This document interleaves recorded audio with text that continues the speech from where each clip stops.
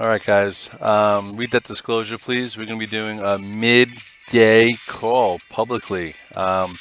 Usually I do a morning call for Brother All Access and a recap, but every now and then on a Thursday before the weekend, I like to see where things are at. So please take a look at disclosure, and then I have to go compliance-wise. I got to get into the VTF, which some of you guys have seen, some of you haven't. What the virtual trading floor is, it's a group of guys that are from around the world that exchange ideas right here, talking about what they're doing, how they're doing it, and then you have basically my positions. Some have been on for weeks, months, some day trades.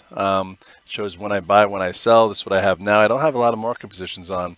This is what I'm flat. So this morning I was doing the morning call. It was a little, that wasn't scary, but I had bids in from 498.50 down to 492.50 in Tesla, and as it was happening, I got filled, so I tweeted it. So you can see here. So what happened was, you see at 8:03, if you look right there, buy, 8:40, buy.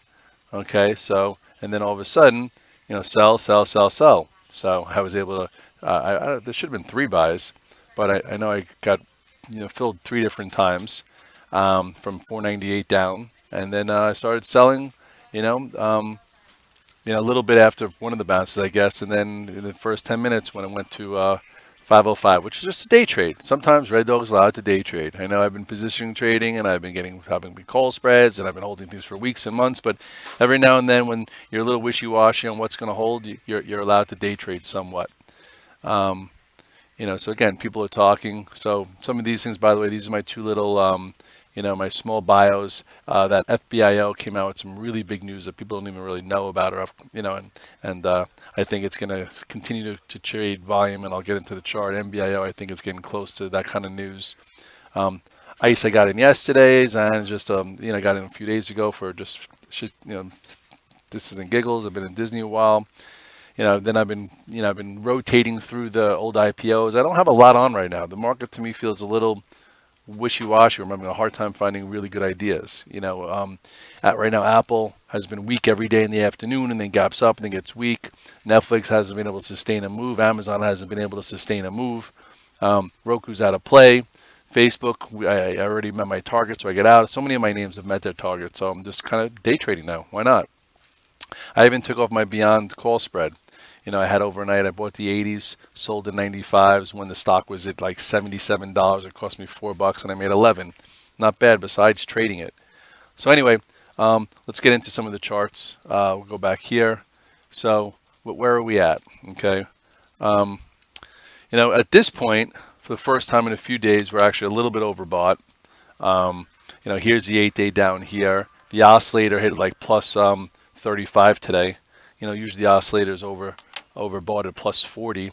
In here, people thought we were overbought. I'm like, no, we're at neutral. And now, I'm trimming to this. I actually have an overlay in my SPYs right now, which hurt a little bit today, but it seems like maybe, I'll get some reprieve. I'm like tier 1.5 SPYs short as a hedge, which actually was taking money away from me today because I didn't have that many longs on. I had some of my leftover wellness names that I had size on for the past 2 weeks and got down to almost 20% only of what I have yesterday. So, I'm down. I took a lot of my size off, so my hedge kind of hurt.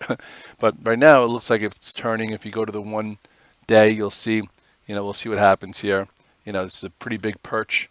Question is, does it hold this? Or does it try and fill this gap a little bit later? I do have a big overlay, so what I would do is I have a tier 1 that I've had on as a hedge, and I keep adding on strength. And on dips like yesterday when we had a few of them, as they tried to sell the news, I would buy it back and add on strength. So for now, if you have an overlay on and you don't feel like rolling it up, it gets above here and you get out. Breaks below here, you cover some, and then you hold what you had. At this point, still big inside range. I've been talking about the Russell, which has been really nice for many people. Okay, last year I had a big thesis on the Russell to be buying it above this spot. Okay, which was right here. You had a big channel. First time was a breakout failure. Everyone thought, oh, it's over, and then we had a really nice move here. And now you're at another new high. which is nice. But again, this is extended out day 1, 2, 3, 4 up days. You trim, you don't add. I have a day count room. I like to buy. I love to buy in an igniting big day one, igniting, especially in a name that's actually heavily shorted. So I'm going to give you some lessons while we go through this. So what kind of igniting bar have we seen lately? Well, some I've stayed with as a thesis, some are one-offs. 2 days ago, someone's like, hey, did you see Shaq, the friggin' analyst day, big igniting bar? I'm like, oh, yeah, I love eating at Shaq. But anyway, so I went to Shaq, and here I went. As a trader, what's beauty of our business is there's so many opportunities everywhere, if you know, and different ways to act and execute. So for me, I'm like, wow, look at this lower base. We didn't get caught when the trend broke here, when it broke support there. By the way, look when it lost the 8-21 day at 97. So my rule: if a momentum name breaks the 8-21 day, you get the hell out of the way. Well, it broke it at 97, and it's been below the 21 day ever since. So you could have been out of the way at friggin' 97 and shorted every time getting there, and then finally put a lower base in, reclaimed both, and on this day ignited. I tweeted. Actually, I think I even tweeted to public access. Said, hey, because I think my friend Trader Stu, he said, the booty, bottom, whatever. So I'm like, I'm long from 62. Added on the close because it closed well. Sold some at 66 plus, 67 plus, and 70 plus, and now I'm done. So will I never play trade shock again? I don't know. At this point, it's got to set up again. Okay, so now it's just got to prove that it can hang in here. Today it gave back a little, but it's holding the gap. For me, just I'll wait. Went from the A list, got out of it. Now it's just on the back burner, waiting to build again. Okay, different play for me was I was focusing on beyond. That was a thesis that I thought, yes, I've traded this while it was above the 8-21 day. For the majority of this time, look at that. And then your breakout failure, and then here. But this whole time, it was above the 8-21 day. Shorts were trapped. Nice little buy here on a wedge. Flag, buy. There was so many good things there. And then finally, after selling off, I think the first time they talked about McDonald's, it was below the 8-21 day, just like Shaq the whole time. And then right here, it ignited. Another day one big time. So here I was buying, I had the call spread. Here I added, remember, tier 2, tier 1 in here. It's not going yet, tier 2 on an igniting bar.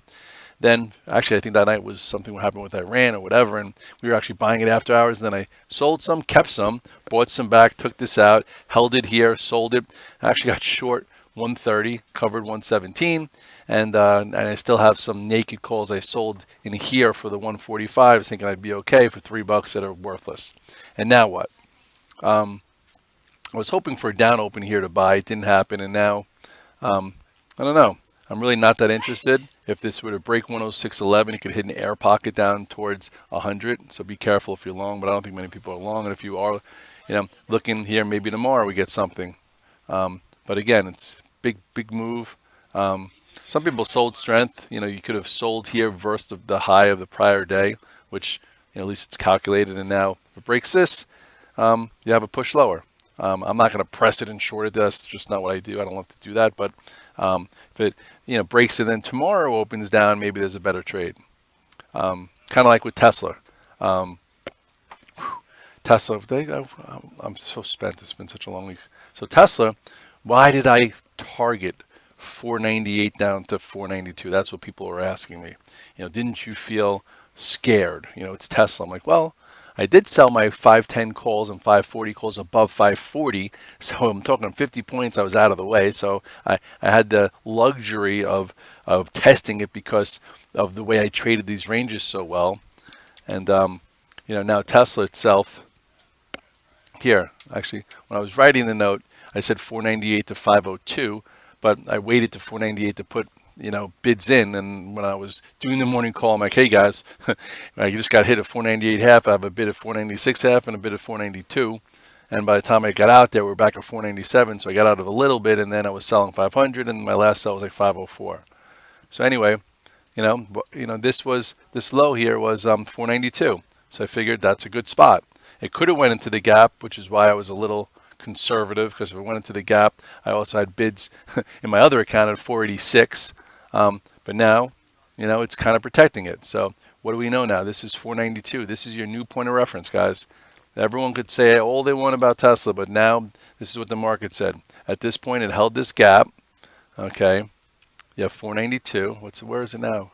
It's a 502, so it's hanging around. Again, sold strength here, away from the 8-day. Just like for some reason it always gets to the 8-day. That's why you never ever want to buy something if you feel like you missed it. Extend it from the 8-day. Like even here, remember this?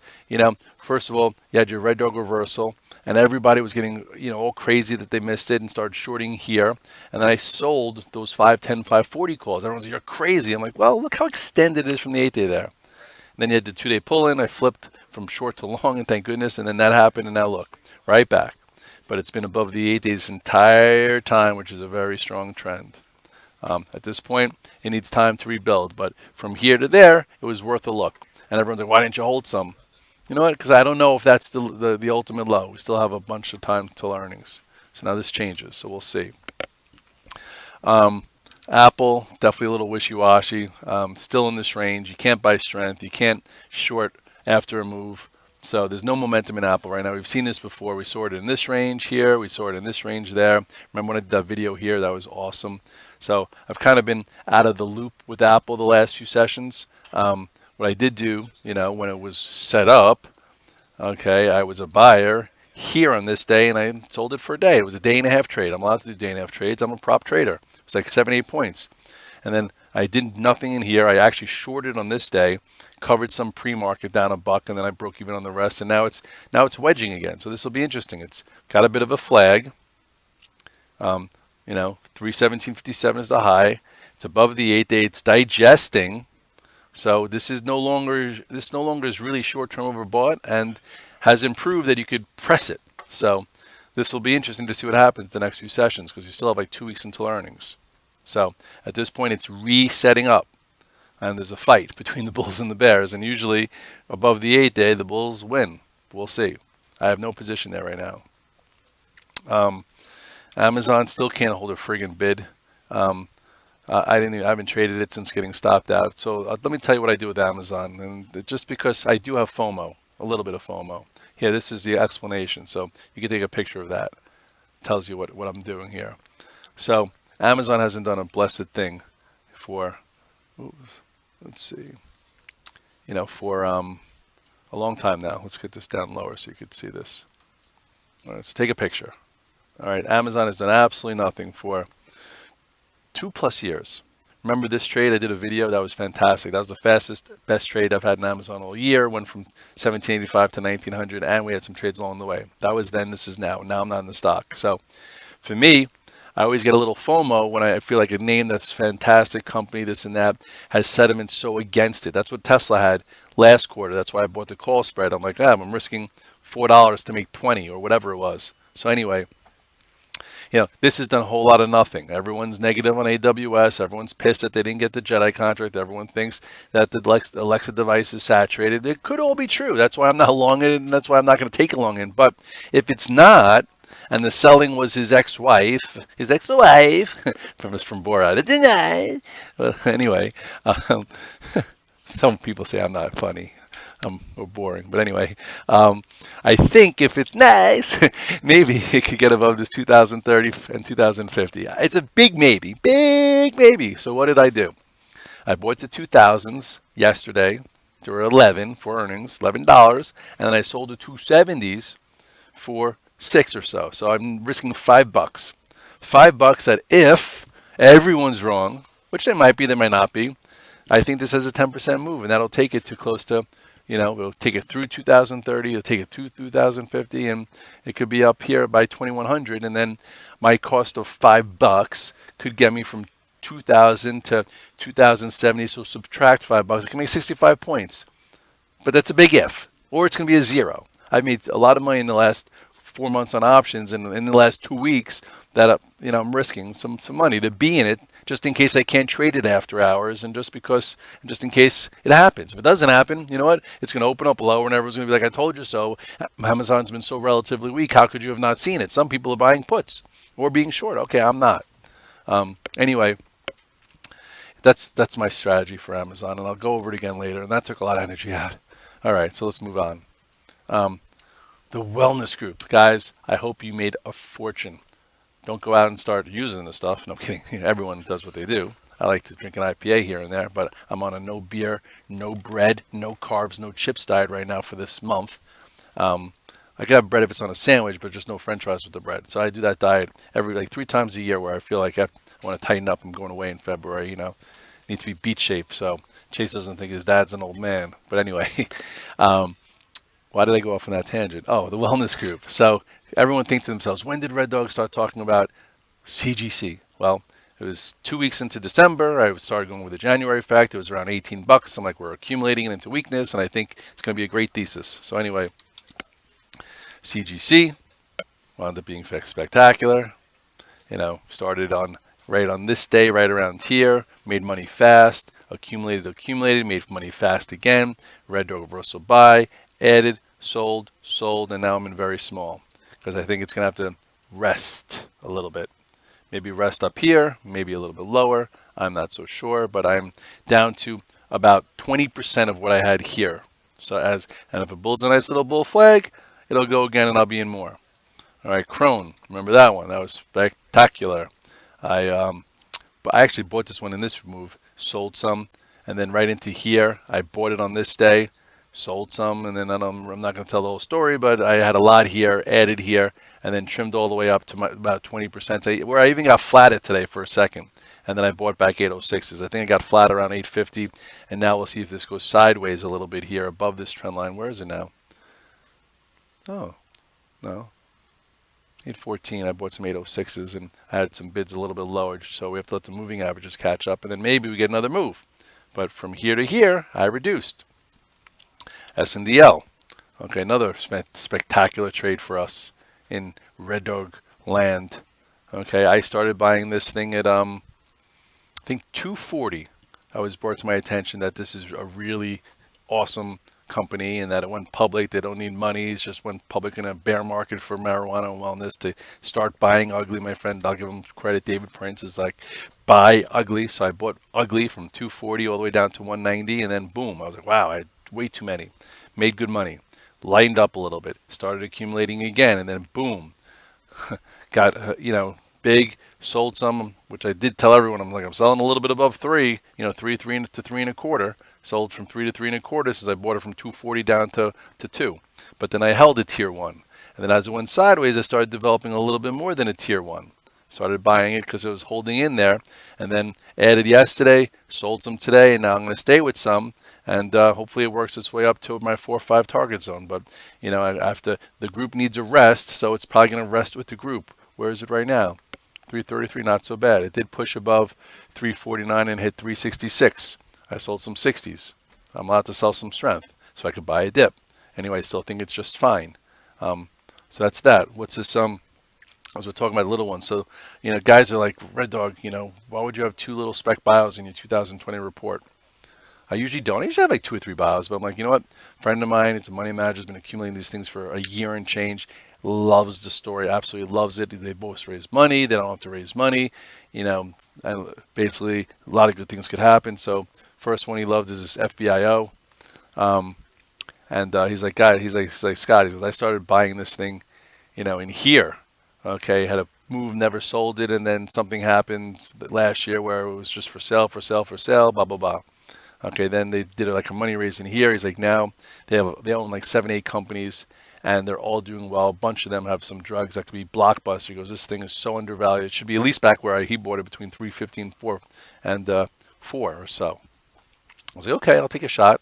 So I started buying it. I think he brought it to me well. He brought me in here, and now it's there. And now, technically, if I didn't know him, I'd say, oh, look at this. If it gets above this 275, chances are that there's a lot of room to, at least 3 to 350 pretty fast. So anyway, I'm in it, and I've had tier 3, tier 2. I'm in about tier 2 plus, and if it gets through here with some volume, I'll probably add to it and then continue to manage it.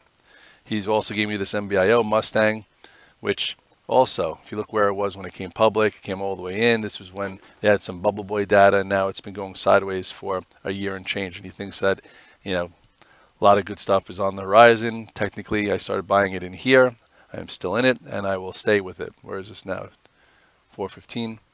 It just went before. Remember that day it went to 465, and I'm going to stay with it. And I do think he says 7 to 10. I don't know. Hopefully, that's one of those days when some kind of crazy, awesome news comes out. It's up $2 on 10 million shares, and that's that. But at least you know that they don't need to raise money, and the intentions are good there. Whether it happens, it happens. But I'm staying with it. So that's why when I put up the VTF, you see MBIO and FBIO. We do have some good prints from lower. Facebook met my target. Let's go back to high beta tech. Remember I was buying it in here. Sorry about that. And it was a nice trade. It was very slow and steady. It was an easy one. Now it's a little choppier. That's why I said today trim some strength. It's extended from the 8-day. My target was 220 from 207, and that was late December on my report. It's there. Now we'll see what happens next. Snap, I'm still in. It's working its way up.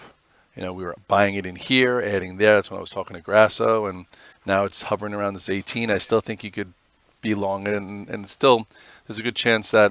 And by the way, I had it last year, and last year's reported 5 when it got no respect. This year it's got a little bit more respect, so now you go long term. Let's see. Long term, this came public here because the investment banking piggies brought it out at too high of a valuation. I could probably put this up here. And now I could see a pause here, but basically I don't see why this thing can't get back into this area. And then this almost looks a little bit like an inverse head and shoulders pattern. And I know my son's on Snapchat a lot, so we'll see. Anyway, it's been a good one. I already met my targets too from the 2020 report, but I'm staying with it. It's been pretty easy to hold. Twitter's a different story.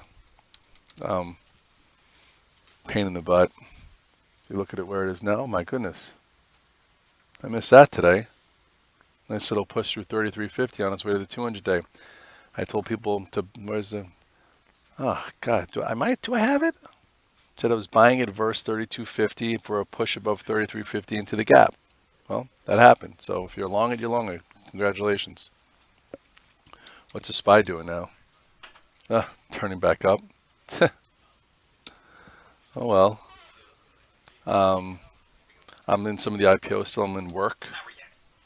Work looks pretty decent. You can get rid of this. Now, with time, maybe it tries to get above here. You can put your stop right there. So I'm in that. I'm in pins. Been in pins for a while. I've been in pins since here. Remember, we went over this. Sold some. And then if I didn't stay in a little bit, I wouldn't have stayed engaged and wouldn't have added to it. So in here, I added to it, and now it looks pretty good again. Maybe it takes this out soon and goes. Uber is a little faulty today. I'm still in it. Came off lows. We had it on the 2020 report from in here. Took that out, and now it looks like it's going sideways again. ICE. I'm in ICE. What are you doing? Being a pain in the ass. But anyway, where is it now? Oh, it's back above 96. That's good. I added some of that. I'm in a little Disney. Getting tight. One of these days, maybe it goes. Red dog reversal here. We need a little bit of action. And that's it. I just wanted to go over a few things that I went over, a few things that I've been talking about, a few things that could happen, a few strategies I'm looking at into earnings season. And hopefully you guys have had a great sequence. I talk about active sequences before I let you go. S&P cash, remember this. So listen, 2 different active sequences. I'm going to do a webinar on the S&P active sequence and my portfolio approach. I can't do it now. It's already cutting into my gym time. I have my positions, I have my stops. Remember, don't put a stop where you don't want to lose a certain amount of money. Put a stop in where the trade changes. Okay? So that's what I do when I go to the gym. I leave with my positions and I put stops in where the trade changes, and I also put some offers out of places I might want to sell, some bids in where I might want to buy, etc., etc. But I've been up since 4:45. Have a hell of a busy morning, so I need to go to the gym, unwind, get my bearings back, and then come back at 2 o'clock, trade the close, do my recap, and then tonight Chase has the playoffs in Teaneck. He's playing against Kyrie Irving's team, Riverside. 7 o'clock. Maybe I'll take a little video. Have a good one.